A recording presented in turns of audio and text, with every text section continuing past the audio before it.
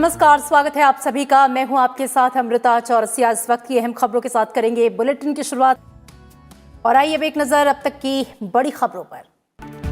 कृषि सुधार कानून में कोई कमी बताएं तो सरकार संशोधन को तैयार। कृषि कानून बंधन नहीं, एक विकल्प है। लोकसभा में धन्यवाद प्रस्ताव पर चर्चा के जवाब में बोले प्रधानमंत्री नरेंद्र मोदी।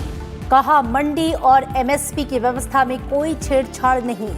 किसान आंदोलन को अपवित्र कर रहे हैं आंदोलनजीवी। राष्ट्रपति के अभिभाषण पर धन्यवाद प्रस्ताव पर लोकसभा में स्वीकार। प्रधानमंत्री ने कहा, राष्ट्रपति के भाषण में दिखाई गई भारत की संकल्प शक्ति। कोरोना काल में सरकार की ओर से उठाए गए कदमों का किया जिक्र।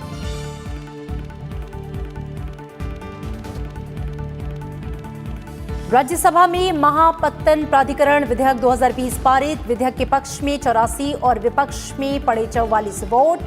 लोकसभा से पहले ही पारित हो चुका है बिल। देश के प्रमुख बंदरगाहों को स्वायत्तता देने का विधेयक में प्रावधान।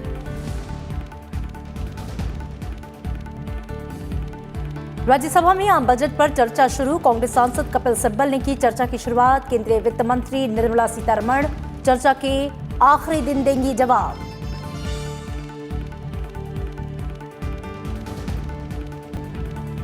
विश्व सतत विकास शिखर सम्मेलन में प्रधानमंत्री नरेंद्र मोदी का संबोधन। जलवायु परिवर्तन की चुनौती से निपटने के लिए जलवायु न्याय जरूरी। समाज के हर वर्ग तक सुविधाएं पहुंचाए बिना सतत विकास अधूरा। पेरिस समझौते के लक्ष्य को हासिल करने की राह पर है भारत।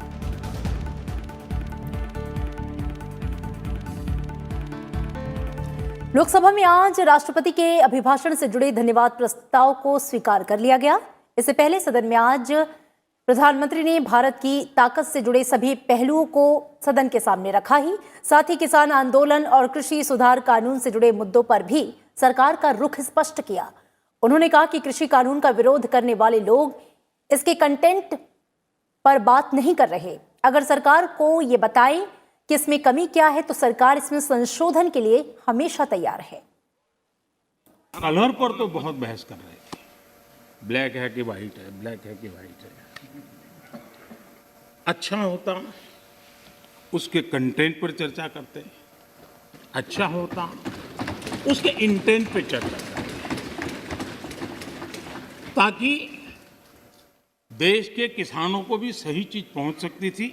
और हम मानते हैं कि अगर इसमें कोई कमी हो और सचमुच में किसान का नुकसान करती है, उसमें बदल करने में क्या जाता है जी। ये देशवासियों के लिए है। अगर कोई निर्णय करते हैं तो किसानों के लिए है।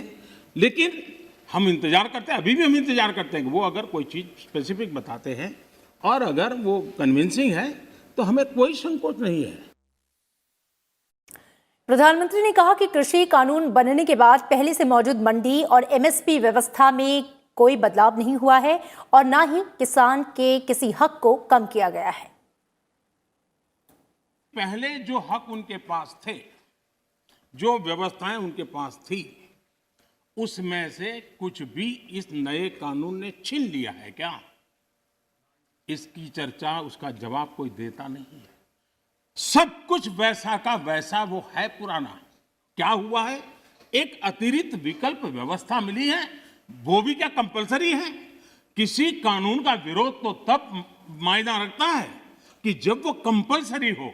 ये तो ऑप्शनल है। आपको मर्जी पड़े यहां जाना है जाइए, आपको मर्जी पड़े वहां नहीं जाना है वहां जाइए। प्रधानमंत्री ने कहा कि किसानों को ऐसे मुद्दों पर भय पैदा करके गुमराह किया जा रहा है जो हुआ ही नहीं है और आंदोलनजीवी लोग ऐसा काम कर रहे हैं। आंदोलनकारी जो होते हैं वो ऐसे तरीके नहीं अपनाते। आंदोलनजीवी होते हैं वो ऐसे तरीके अपनाते हैं और वो कहते हैं ऐसा हुआ तो ऐसा होगा, ऐसा होगा तो ऐसा होगा, ऐसा होगा तो ऐसा होगा। अरे भाई, जो कुछ हुआ ही नहीं, जो होना नहीं है, उसका भय पैदा कर करके और पिछले कई सालों से लगातार सुप्रीम कोर्ट का एक जजमेंट आ जाए, कोई निर्णय नहीं हुआ है और एकदम से तूफान खड़ा कर दिया जाए, आग लगा दी जाए देश में। ये जो तौर तरीके हैं, उन तौर तरीके जो भी लोकतंत्र में विश्वास करते हैं, जो भी अहिंसा में विश्वास करते हैं, उन सब के लिए चिंता का विषय होना चाहिए। ये सरकार की चिंता का नहीं, देश की चिंता का विषय होना चाहिए।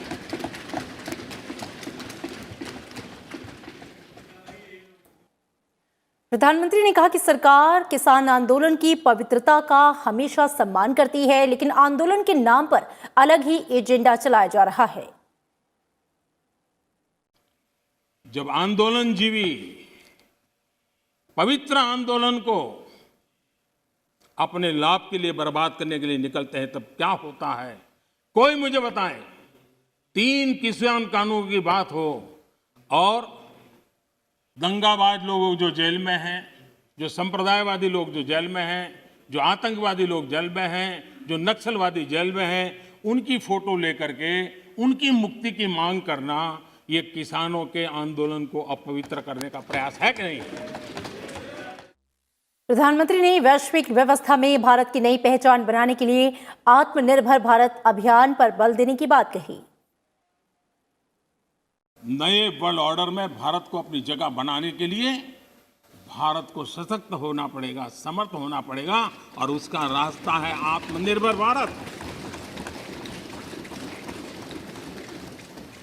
आज फार्मेसी में हम आत्मनिर्भर हैं, हम दुनिया के कल्याण के काम आते हैं। भारत जितना आत्मनिर्भर बनेगा और जिसकी रगों में सर्वे सुखिनः भवन्तु का मंत्र जड़ा हुआ है, वो जितना सामर्थ्यवान होगा, मानव जात के कल्याण के लिए, विश्व के कल्याण के लिए एक बहुत बड़ी भूमिका अदा कर सकेगा। देश के 12 प्रमुख बंदरगाहों को स्वायत्तता देने वाला महापत्तन प्राधिकरण विधेयक 2020 आज राज्यसभा से पारित हो गया। विधेयक पर हुए मत विभाजन में पक्ष में 84 और विपक्ष में 44 वोट पड़े। इसके साथ ही इस विधेयक को संसद की मंजूरी मिल गई। लोकसभा से ये विधेयक बीते मानसून सत्र में 23 सितंबर 2020 को पारित हो चुका है। उच्च सदन में चर्चा का जवाब देते हुए केंद्रीय पोत परिवहन मंत्री मनसुख मांडविया ने कहा कि बड़े बंदरगाहों को सक्षम बनाने और उनकी व्यवस्था को मजबूत बनाने के लिए ये विधेयक लाया गया। उन्होंने प्रमुख बंदरगाहों को निजी हाथों में सौंपने के विपक्ष के आरोपों को खारिज किया। इसके जरिए निर्णय लेने की पूर्ण स्वायत्तता के साथ ही प्रमुख बंदरगाहों को अधिक दक्षता के साथ काम करने का अधिकार मिलेगा। साथ ही प्रमुख बंदरगाहों के संचालन में पारदर्शिता लाने में भी मदद मिलेगी। विधेयक में प्रमुख बंदरगाह के लिए महापत्तन प्राधिकरण बोर्ड गठित करने का प्रावधान है। ये बोर्ड मौजूदा बंदरगाह न्यासों का स्थान लेंगे। और इससे पहले विधेयक पर चर्चा में हिस्सा लेते हुए विपक्ष ने आरोप लगाया कि सरकार इस विधेयक के जरिए देश के प्रमुख बंदरगाहों को निजी हाथों में सौंपना चाहती है। वहीं सत्ता पक्ष ने कहा कि नए कानून से अर्थव्यवस्था को गति मिलेगी और बंदरगाहों का बेहतर प्रबंधन हो सकेगा। कि आप इसको फिर से ड्राफ्ट करने के लिए भेजिए।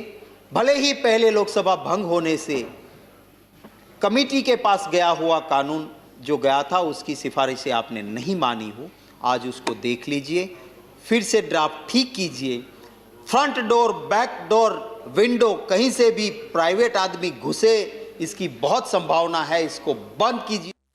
मैं मानता हूं एक मेजर पोर्ट का डेवलपमेंट होना बहुत जरूरी है और आंध्र प्रदेश जैसा राज्य जो सही माने में आज विभाजन होने के बाद जो कठिन समय से गुजर रहा है, उसके ऊपर भी उसका एक बहुत बड़ा पॉजिटिव इंपैक्ट आएगा।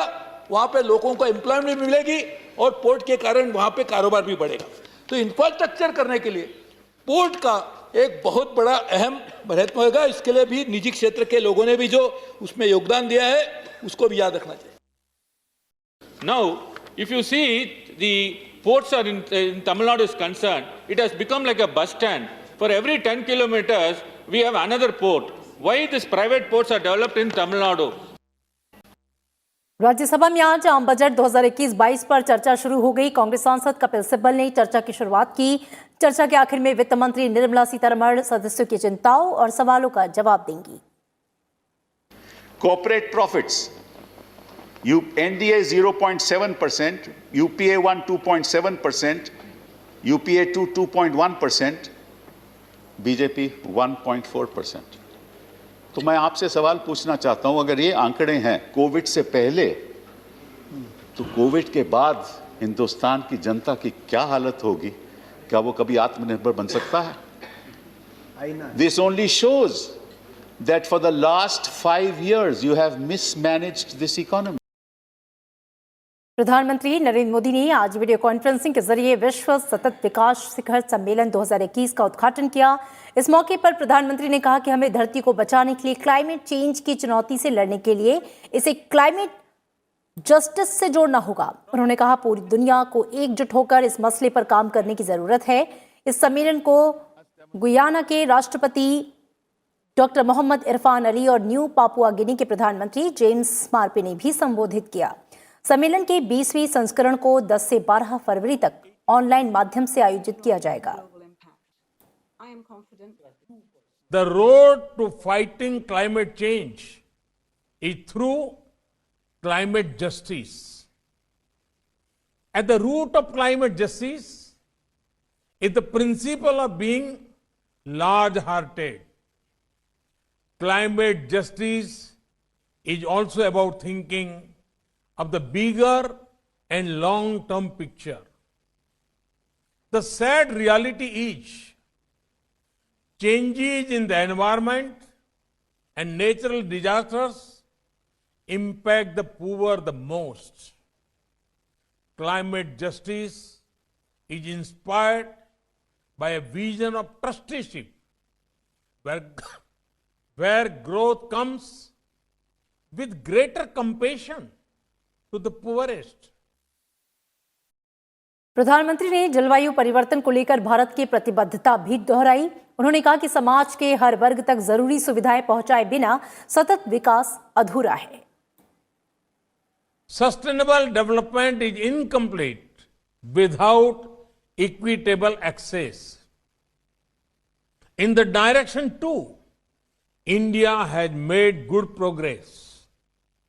In March 2019, India achieved nearly 100% electrification. This was done through sustainable technologies and innovative models. India invested in LED bulbs long before they became the norm globally. प्रधानमंत्री नरेंद्र मोदी की अध्यक्षता में आर्थिक मामलों की मंत्रिमंडलीय समिति ने आज Brahmaputra valley fertilizers corporation limited Namrup Assam को यूरिया निर्माण इकाइयों के संचालन को बनाए रखने के लिए 100 करोड़ रुपए की अनुदान सहायता राशि के लिए उर्वरक विभाग के प्रस्ताव को मंजूरी दे दी। Brahmaputra Valley Fertilizer Corporation limited Namrup एक सार्वजनिक क्षेत्र का उपक्रम है जो कंपनी अधिनियम के अनुसार भारत सरकार के उर्वरक विभागों के प्रशासनिक नियंत्रण के तहत बनाया गया है। BVFCL को 100 करोड़ रुपए की सहायता प्रदान करने से सालाना 3,90,000 मीट्रिक टन यूरिया उत्पादन क्षमता बहाल होगी और पूरे पूर्वोत्तर क्षेत्र विशेषकर असम में चाय उद्योग और कृषि क्षेत्र को यूरिया की समय पर उपलब्धता सुनिश्चित होगी। इससे करीब 580 कर्मचारियों का स्थायी आधार पर और अन्य 1500 व्यक्तियों का मौजूदा रोजगार भी तदर्थ आधार पर जारी रहेगा। इसके अलावा इस प्रतिष्ठान की तरफ से 28,000 लोगों को सीधे लाभ मिलता है। इससे भारत सरकार के आत्मनिर्भर भारत अभियान को भी मजबूती मिलेगी।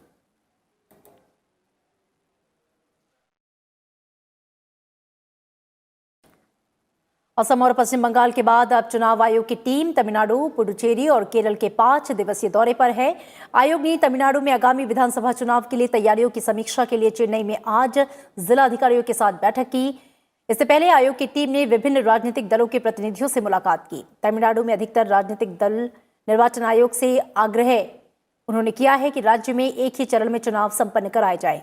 बैठक के दौरान चुनावी गतिविधियों से जुड़े कई अन्य पहलुओं पर भी विचार विमर्श किया गया। चुनाव आयोग के शीर्ष अधिकारियों का ये दौरा मुख्य चुनाव आयुक्त सुनील अरोड़ा के नेतृत्व में हो रहा है। इस दल में चुनाव आयुक्त सुशील चंद्र, राजीव कुमार और महासचिव उमेश सिन्हा भी शामिल हैं। चुनाव तैयारियों की समीक्षा के लिए चुनाव आयोग का दल 10 और 11 फरवरी को तमिलनाडु में रहेगा। इसके बाद से 12 फरवरी को पुडुचेरी का दौरा करेगा। 13 और 14 फरवरी को चुनाव आयोग की टीम केरल में चुनाव तैयारियों की समीक्षा करेगी। इस दौरान राजनीतिक दलों के अलावा संबंधित राज्यों के चुनाव और प्रशासनिक अधिकारियों के साथ बैठक होगी। इन 5 राज्यों में विधानसभाओं का मौजूदा कार्यकाल मई और जून महीने में अलग अलग तारीखों को पूरा हो रहा है।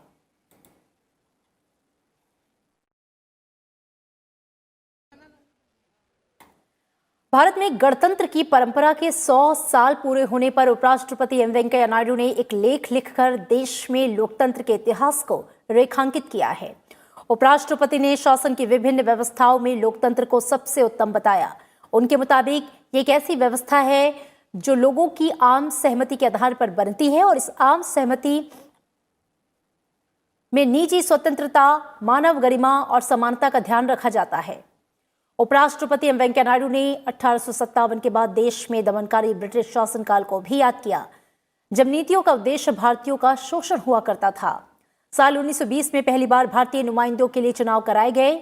ये वो काल था जब गांधी जी का भारत में आगमन हो चुका था और ब्रिटिश सरकार पर प्रशासन में भारतीयों की हिस्सेदारी बढ़ाने का दबाव बढ़ता जा रहा था। 1920 की सर्दियों में चुनाव कराए गए और 9 फरवरी 1921 को ड्यूक ऑफ कनाट ने पहले सेंट्रल लेजिस्लेचर का उद्घाटन किया। ये काल इस मायने में महत्वपूर्ण था क्योंकि यहीं भारत में द्विसदनीय प्रणाली की शुरुआत होती है। इस लेख में ऐतिहासिक महत्व की घटनाओं के साथ ही कई रोचक तथ्य दिए गए हैं, जैसे भारतीय महिलाओं को वोट करने का अधिकार 1934 में दिया गया। यह अधिकार कई शर्तों के साथ था। कुल मिलाकर 81,602 महिलाओं को वोट करने का अधिकार मिला। इनमें से 14,505 महिलाओं ने ही अपने मताधिकार का इस्तेमाल किया। भारत में लोकतंत्र की सफलता का इतिहास बताते हुए उपराष्ट्रपति ने चुनाव में धन के उपयोग तथा कथित आपराधिक पृष्ठभूमि में आने वाले राजनेताओं की संख्या में बढ़ोतरी, सदन के कामकाज में आए दिन होने वाले अवरोधों, महिलाओं की केंद्र और राज्य स्तर पर सदनों में कम हिस्सेदारी, जाति, धर्म और समुदाय के आधार पर वोटों को लेकर चिंता जताई।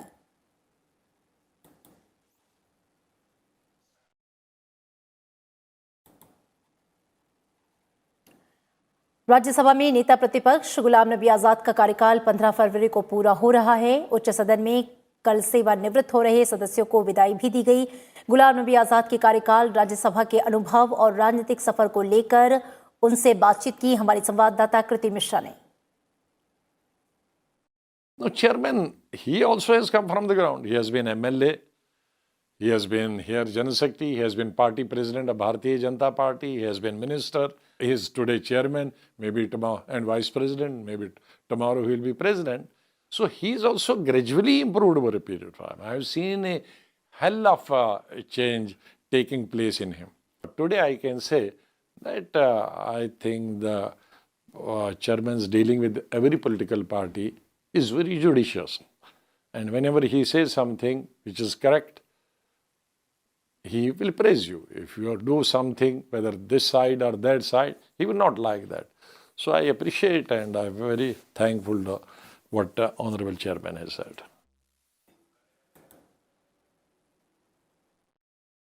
और इलेक्ट्रॉनिकी और सूचना प्रौद्योगिकी मंत्रालय की ओर से ट्विटर के मामले पर आज एक संदेश जारी किया गया है। मंत्रालय के ट्वीट संदेश में कहा गया है कि ट्विटर के अनुरोध करने पर इलेक्ट्रॉनिकी और सूचना प्रौद्योगिकी मंत्रालय के सचिव कंपनी के वरिष्ठ प्रबंधन के साथ बातचीत करने वाले थे, लेकिन इस संबंध में कंपनी की तरफ से एक ब्लॉग लिखा गया है, जो एक असामान्य बात है। मंत्रालय ने कहा कि सरकार जल्द ही इस पर अपनी प्रतिक्रिया साझा करेगी।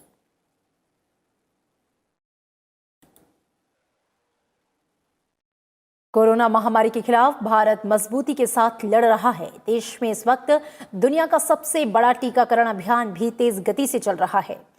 देशव्यापी कोविड-19 टीकाकरण अभियान के तहत प्रतिदिन टीकाकरण कराने वाले लाभार्थियों की संख्या लगातार बढ़ती जा रही है। आज सुबह 8 बजे तक लगभग 66 लाख से अधिक लाभार्थियों को टीका लगाया जा चुका है। इनमें 56 लाख से ज्यादा स्वास्थ्य कर्मचारी और 10 लाख से ज्यादा अग्रिम पंक्ति के कार्यकर्ता शामिल हैं। देश में कोविड के दैनिक नए मामलों में गिरावट लगातार जारी है। कोरोना वायरस के संक्रमण का उपचार करा रहे रोगियों की संख्या घटकर 1,41,511 पर आ गई। वर्तमान मरीजों की कुल संख्या अब भारत के कुल सकारात्मक मामलों का केवल 1.3% है। पिछले 24 घंटों में 11,067 नए रोगी सामने आए हैं, जबकि बीते एक दिन में 13,087 मरीज ठीक होकर अपने घर जा चुके हैं। इससे कुल सक्रिय मामलों के आंकड़ों में 2,114 मामलों की कमी आई है। देश में अब तक कोरोना संक्रमण से मुक्त होने वाले लोगों की कुल संख्या 1,05,61,608 है। कोरोना से रिकवरी दर 97.27% है। और फिलहाल इस बुलेटिन में इतना ही, लेकिन चलते चलते एक बार फिर आपसे अपील, कोरोना महामारी के खिलाफ पूरा देश एकजुट होकर लड़ रहा है। आप भी हमारे साथ सुरक्षा और एहतियाती उपायों का संकल्प लें। अपना मास्क अच्छी तरह से पहनें, 2 गज की दूरी का पालन करें, सुरक्षित दूरी बनाए रखें, साथ ही हाथों को बार बार धोएं।